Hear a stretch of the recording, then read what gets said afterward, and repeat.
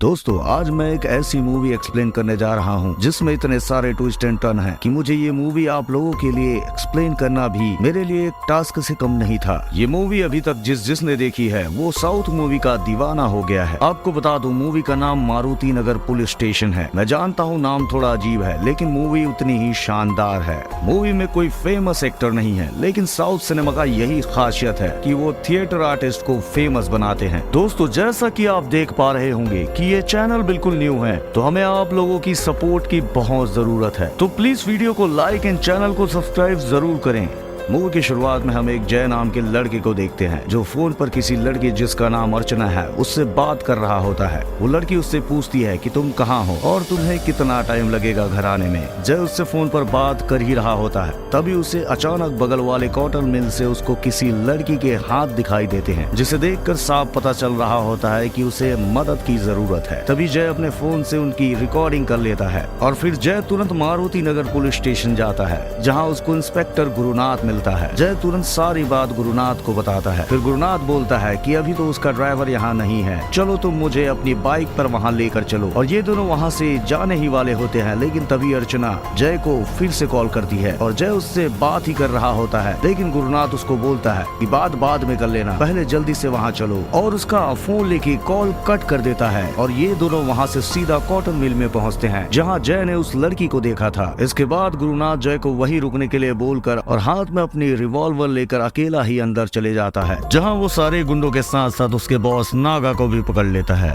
लेकिन तभी हमें पता चलता है कि गुरुनाथ पहले से ही इन गुंडों से मिला होता है और फिर गुरुनाथ नागा को जय के बारे में बताता है और नागा के आदमी उसे जय को जान से मारने के लिए बोल देता है। अब नागा के सारे आदमी जय के पीछे पड़ जाते हैं और जय अपनी जान बचाने के लिए एक जगह जाकर छुप जाता है और जल्दी से अपने फोन से रिकॉर्डिंग और एक वॉइस मैसेज अपने दोस्तों को व्हाट्सएप सेंड कर देता है और अपने फोन को वहीं छुपा देता है। लेकिन तभी नागा के आदमी जय को घेर लेते हैं और सीन यही कट हो जाता है। फिर हमें मारुति नगर पुलिस स्टेशन का सीन दिखाया जाता है जहां उसी लड़की के माता पिता अपने बेटी के मिसिंग कंप्लेंट करते हैं और कहते हैं हमें नागा पर शक है क्योंकि वो हमसे हमारी जमीन लेना चाहता है और हमने उसे मना कर दिया और शायद इसीलिए उसने हमारी बेटी को किडनैप कर लिया। तभी गुरुनाथ बोलता है कि आपकी भलाई इसी में है कि अपनी जमीन उसको दे दीजिए और अपनी बच्ची को घर वापस बुला लीजिए क्योंकि नागा एक बहुत बड़ा अपराधी है। वो लोग भी बिल्कुल ऐसा ही करते हैं और अपनी बेटी को बचा लेते हैं। फिर हमें 2 महीने बाद का सीन देखते हैं जहाँ अर्चना नाम की एक पुलिस इंस्पेक्टर को दिखाया जाता है जहाँ वो देखती है कि बाला और अमित नाम के 2 लड़के आपस में लड़ रहे होते हैं। अर्चना उन्हें तुरंत पकड़कर मारुति नगर पुलिस स्टेशन ले आती है और बाला को लॉकअप में बंद कर देती है और अमित को वहीं पास में पड़ी चेयर पर बैठने को बोलती है ताकि वो एक दूसरे के खिलाफ कंप्लेंट लिखवा सके। अर्चना यहाँ एक कांस्टेबल जिसका नाम आरोग्य स्वामी होता है उसको कंप्लेंट लिखने के लिए बोलती है और इसी बीच वहाँ पर सुरेश नाम का एक लड़का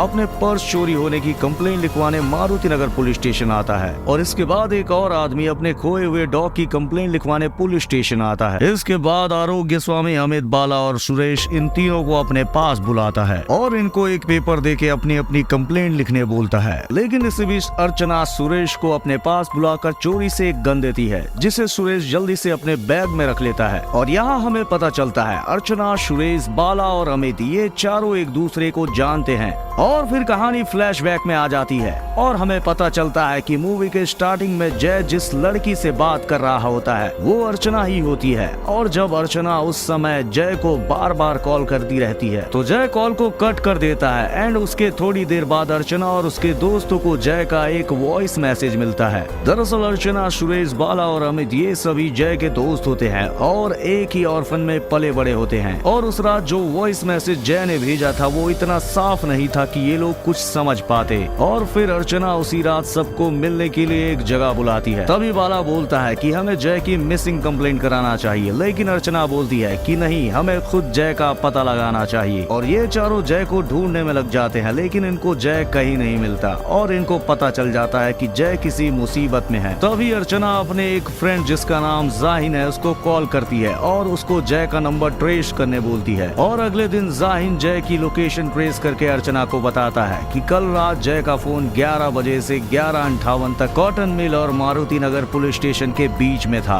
और जाहिन ये भी बोलता है कि तुम्हें मारुति नगर पुलिस स्टेशन के इंस्पेक्टर कैरेक्टर की हेल्प लेनी चाहिए। फिर अगले ही दिन अर्चना मारुति नगर पुलिस स्टेशन जाती है और इस दौरान वहाँ उसे लड़की के माता पिता अपनी बेटी की मिसिंग कंप्लेंट लिखवा रहे होते हैं, जिसको मूवी के स्टार्टिंग में नागा के गुंडों ने किडनैप किया था। और यहाँ अर्चना गुरुनाथ की आवाज सुनकर समझ जाती है कि ये वही आवाज है जब जय ने दूसरी बार फोन कट किया था। और यहाँ अर्चना समझ जाती है कि जय के गायब होने में गुरुनाथ का भी हाथ है और अब वो गुरुनाथ से जय के बारे में ना पूछकर गुरुनाथ को अपना ट्रांसफर उसी स्टेशन में करने के लिए रिक्वेस्ट करती है। और यहाँ बातों ही बातों में ये भी पता चल जाता है कि पिछली रात को गुरुनाथ नागा के साथ ही था। और यहाँ अर्चना गुरुनाथ और नागा का नंबर भी ले लेती है और फिर बाहर आकर वो अपने दोस्त जाहिन को कॉल करके गुरुनाथ और नागा की लास्ट नाइट की लोकेशन को ट्रेस करने बोलती है। और फिर जाहिन उसको बताता है कि जय, गुरुनाथ और नागा की लास्ट नाइट की लोकेशन 11 बजे से 11:58 तक बिल्कुल सेम है और इसका मतलब साफ है कि ये लोग कल रात आपस में मिले थे। और अब अर्चना अपने दोस्तों के साथ मिलकर एक प्लान बनाती है जिसमें वो नागा के सबसे खास आदमी शीनू को उठा लेती है और फिर उसको मार पीट कर उससे सब कुछ उगलवा लेते हैं। यहाँ शीनू बताता है कि जय उस रात को कॉटन मिल में गुरुनाथ के साथ आया था, लेकिन गुरुनाथ हमारे साथ मिला हुआ है, तो उसने और नागा ने जय को मारने के लिए हमें बोला था और हमने उसे मार कर किसी रेलवे ट्रैक पर डाल दिया था। ये सुनकर अर्चना को बहुत दुख होता है क्योंकि वो जय से प्यार करती थी। फिर जल्दी से जय की बॉडी को देखने जाते हैं जहाँ इन्हें पता चलता है कि जय अब इस दुनिया में नहीं रहा और ये चारों ठान लेते हैं कि अब गुरुनाथ और नागा से इसका बदला जरूर लेंगे। और फिर ये चारों शीनू को मारने वापस आते हैं, लेकिन अब शीनू यहाँ से भाग चुका होता है। लेकिन इनको एक न्यूज चैनल से पता चलता है कि किसी ने शीनू नाम के एक बंदे को गोली मार दिया है जिसकी बॉडी पुलिस वालों को जंगल में मिलती है और इनको लगता है उसको उसी के किसी राइवल गैंग ने मारा होगा। और फिर ये लोग एक प्लान बनाते हैं कि पहले हम गुरुनाथ को मारेंगे और फिर नागा को, और ये लोग उनकी हर एक्टिविटी पर ध्यान देने लगते हैं। और फिर 2 महीने बाद अर्चना का ट्रांसफर मारुति नगर पुलिस स्टेशन में हो जाता है और फिर प्लान के मुताबिक पहले बाला और अमित को पुलिस स्टेशन लेके आऊंगी और उसी दौरान मेरे बैग में एक गन होगी और फिर तभी सुरेश वहाँ अपने पर्स की चोरी की रिपोर्ट लिखवाने वहाँ आएगा और मैं उसको ये गन दे दूंगी। फिर शाम को 7:30 बजे गुरुनाथ पुलिस स्टेशन आता है। फिर अमित करेक्ट 8 बजे पुलिस स्टेशन की लाइट बंद कर देगा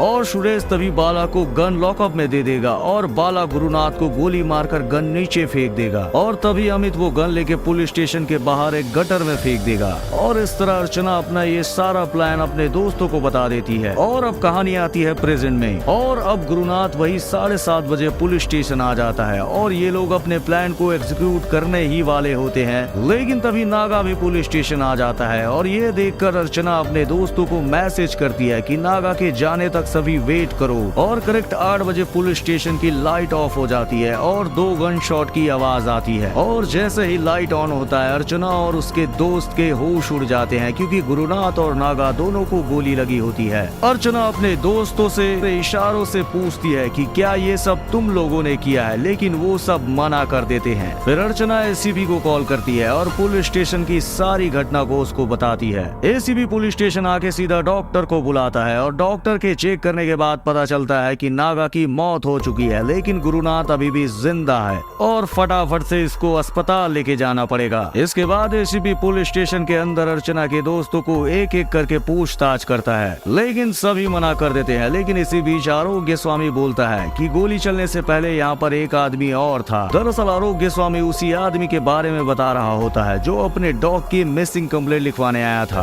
और एसीपी उसे जल्दी से ढूंढने के लिए बोलता है। और जैसे ही अर्चना के दोस्त वहाँ से जाने वाले होते हैं तभी एसीपी सुरेश को अपना बैग चेक करवाने के लिए बोलता है। सुरेश भी ऐसा ही करता है लेकिन उसका बैग खाली होता है। तभी हमें पता चलता है जब एसीपी और सारे लोग नागा और गुरुनाथ की बॉडी को देख रहे होते हैं उसी बीच सुरेश ने चुपके से गन अर्चना को दे दी थी। फिर एसीपी, अर्चना और आरोग्य स्वामी तीनों हॉस्पिटल जाते हैं जहां उन्हें पता चलता है कि गुरुनाथ की कंडीशन क्रिटिकल है। फिर एसीपी अर्चना को गुरुनाथ और नागा की कॉल डिटेल्स निकलवाने के लिए बोलता है और अपना नंबर भी अर्चना को दे देता है। अब पुलिस स्टेशन में वापस आकर अर्चना जय की कॉल डिटेल्स चेक करती है जहाँ उसे पता चलता है कि जिस रात जय की हत्या हुई थी उस दिन जय ने एसीपी से भी बात की थी और इस बात को भी अर्चना अपने दोस्तों को बता देती है। अब अगले दिन एसीपी नागा के गैंग के लोगों को बुलाकर पूछताछ कर रहा होता है जहां नागा के लोग बोलते हैं कि ये भी उनके राइवल गैंग ने ही किया होगा जैसे उन्होंने शीनू को मारा था। और इस बात को सुनकर एसीपी एक हल्की सी स्माइल करता है और यहाँ हमें पता चलता है कि शीनू को जब अर्चना और उसके दोस्त ने पकड़ा था और और वापस आने पर शीनू भाग गया था तो उस सब के पीछे एसीपी ही होता है और वही उसको जंगल में ले जाकर गोली मार देता है। मतलब इस खेल का मास्टरमाइंड एसीपी ही होता है।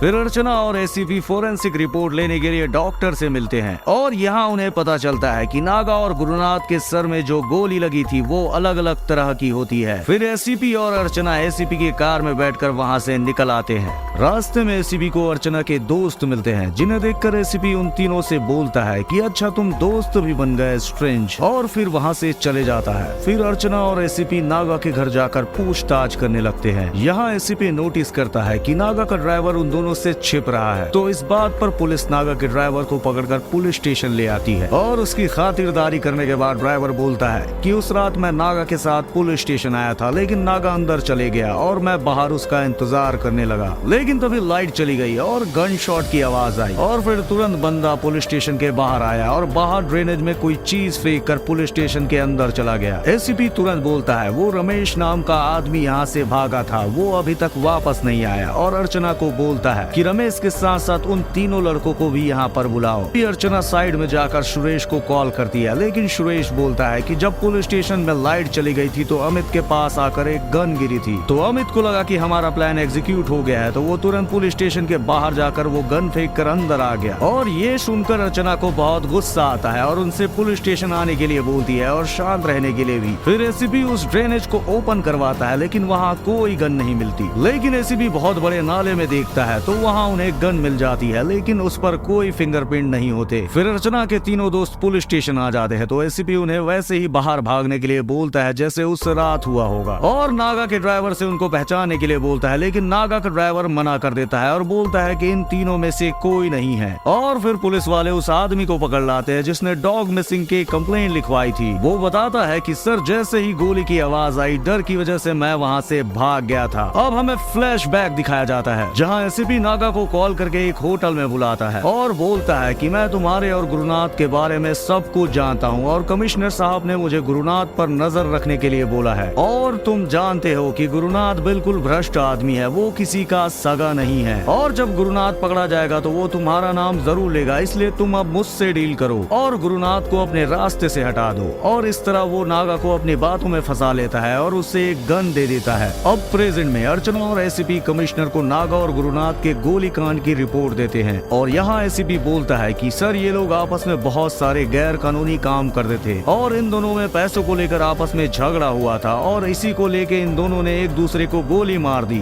और अगर ये बात पब्लिक हो गई तो पुलिस की बहुत बेइज्जती होगी, तो हम पब्लिक में बोलेंगे कि गुरुनाथ ने किसी केस के सिलसिले में नागा को पुलिस स्टेशन बुलाया था और नागा ने उसी केस के चक्कर में गुरुनाथ को गोली मार दी, और अपने बचाव में आके गुरुनाथ ने नागा को गोली मार दी, और कमिश्नर भी इसके लिए हाँ बोल देता है और ये केस यहीं क्लोज हो जाता है। फिर बाला जय के क्रेडिट कार्ड के बिल को देखता है जहाँ उसे पता चलता है कि जय किसी कैफे गया था, तो बाला और उसके दोस्त उस कैफे में सीसीटीवी फुटेज को देखते हैं जहाँ उन्हें पता चलता है कि जय और एसीपी आपस में उस कैफे में मिले थे। और फिर अर्चना और उसके दोस्त एसीपी को गन पॉइंट में लेके उससे जय के बारे में पूछने लगते हैं, और यहाँ होता है मूवी का मेन प्लान रिवील। एसीपी बताता है कि मैं और जय सगे भाई हैं। बचपन में मेरे पापा एक पुलिस इंस्पेक्टर थे और उन्होंने एक गैंग के कुछ गुंडों का एनकाउंटर किया था जिसने जय को किडनैप कर लिया था, लेकिन वो जय को बच्चा होने की वजह से मार नहीं पाया और एक ऑर्फन में छोड़ के चला गया। फिर एक दिन वो गुंडा मेरे पापा को भीख मांगते हुए मिला था जिसने हमें जय के बारे में बताया,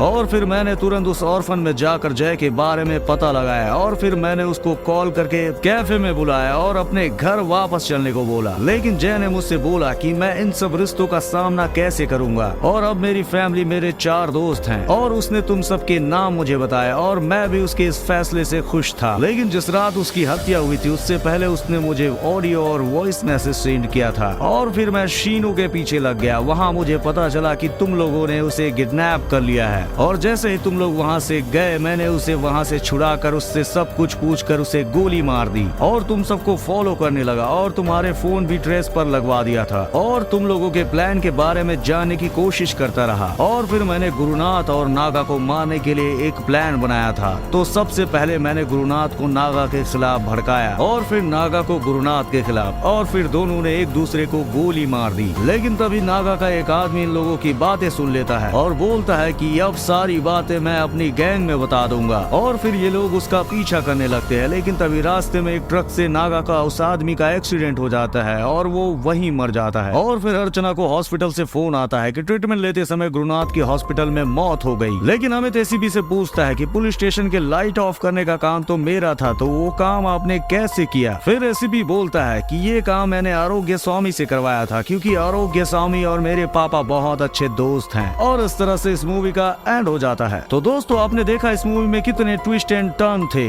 अगर आपको मेरा ये एक्सप्लेनेशन अच्छा लगा हो तो वीडियो को प्लीज लाइक एंड चैनल को सब्सक्राइब करना ना भूले। Till then take care and thanks for watching.